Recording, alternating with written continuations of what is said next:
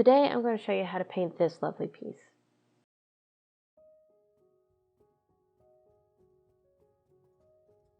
First off, you're going to need a palette, and if you have a limited color selection like I do here, what's great is that you can use the color wheel to help mix up the paints you already have. And this is a good practice for more difficult pieces, but also a good method to use while you're building up your supplies.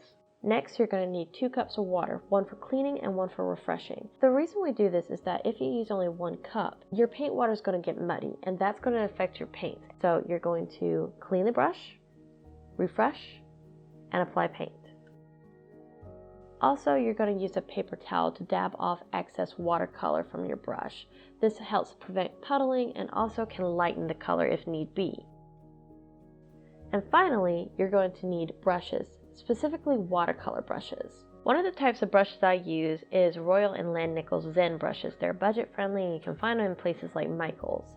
The other kind I use are Princeton Aqua Elite brushes. I love these brushes. They are a bit more expensive, but they are worth the price. One of the brushes I'll be using is a round mop brush. I love this because they hold a lot of water and they can cover a lot of area on your piece. If you don't have a mop brush, a flat brush will do just as well. The brushes I'll be using the most are my 2 round brushes, size 4 and 6, mainly because round brushes like this are very versatile and you can use them for wide strokes or thin strokes. Once you've gathered your materials, we're ready to get started. Today I'll be using a reference photo for my piece. This is Driftwood Beach from Jekyll Island. I've actually been to this beach before. It is a beautiful place. And with that, let's get started with a sketch. Now, it doesn't have to be a perfect sketch. We're basically breaking down the reference photo into lines and shapes. We're also not going to sketch out every little detail, just the main focus of the piece, which in this case is the tree. Now what I'm doing here is using lines to just show me where the sections of the tree branches are and where the trunk is. I then flesh out the trunk a little bit more to know how wide I need to go.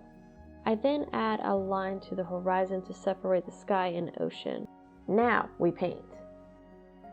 First, I'll apply a wash for my sky and sand areas using the mop brush. Because the ocean is in between the two, I'm able to cover both washes at the same time, without worrying about bleeding into one another.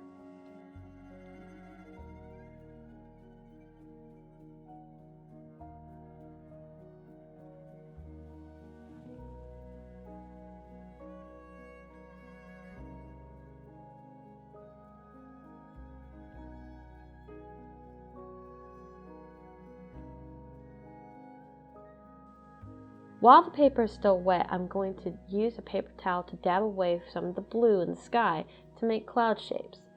Now I'm following the guidelines, but you can put your clouds however you wish in the sky.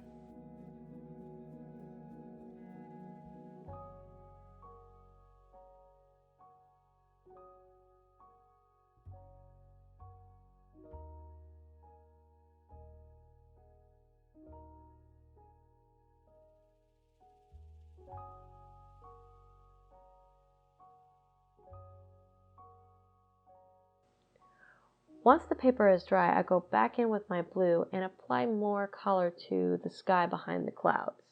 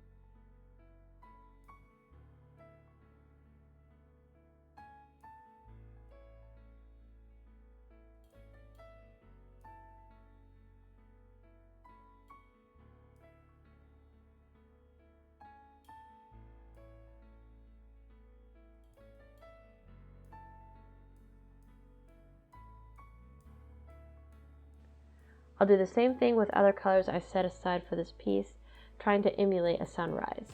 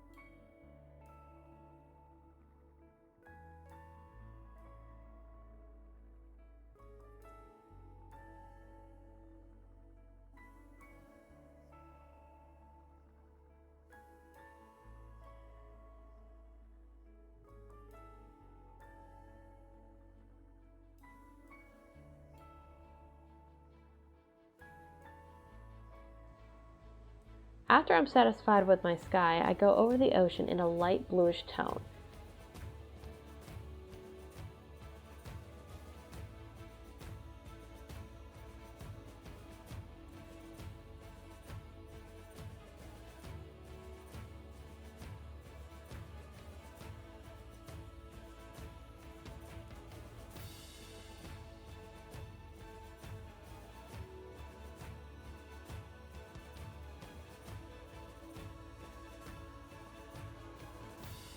I then go over to my sand and apply a dark brown to make the sand uneven and shaded.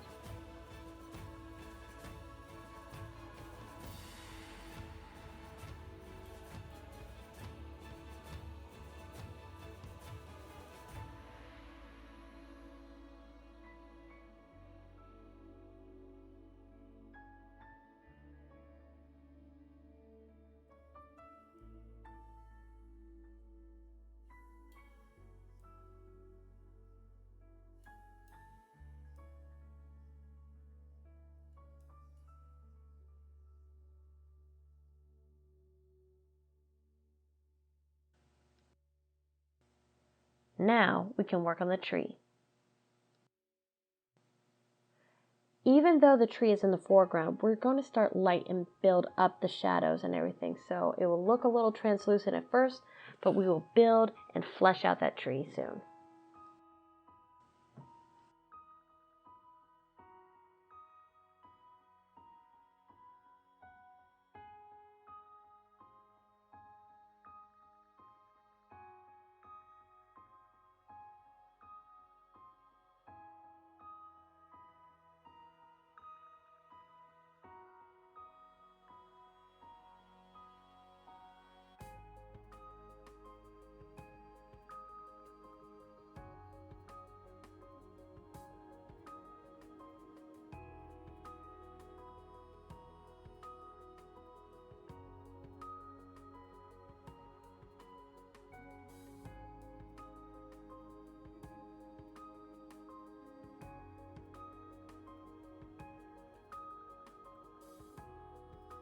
After you painted your tree in the light brown, you're going to go back over it again with a darker brown and focus more on the shaded areas.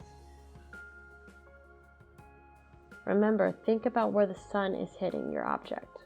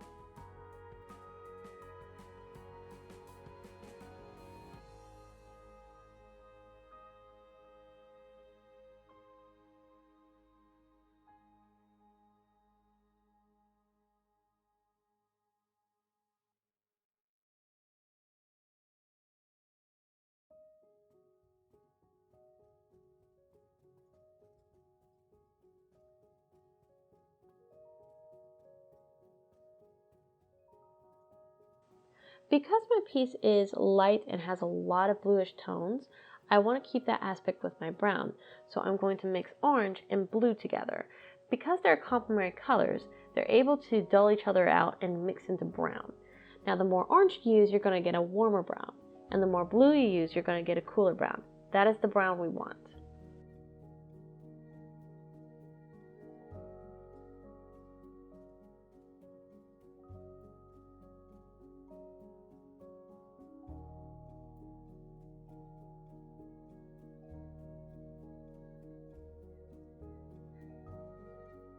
Sometimes your brush gets a little too much water in it and it leaks out over your page. If that happens, you can quickly dab it away with a paper towel, or if it's a more sensitive area, what you can do is dry off your brush and then gently scrape off the excess water.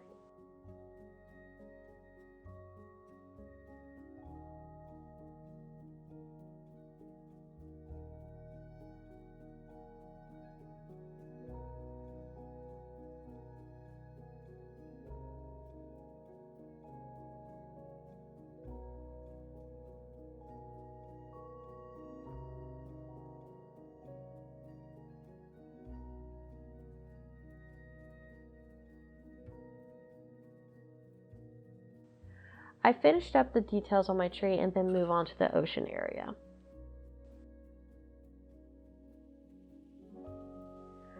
Don't have your brush too wet in this area. We want some scratching in the piece so it looks like there's highlights in the ocean.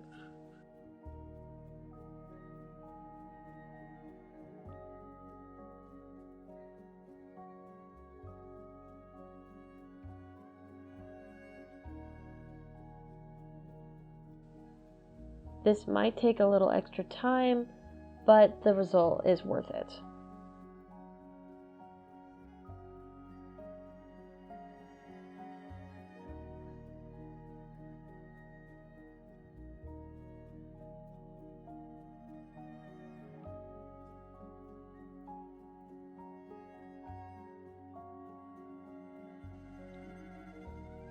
And we're done.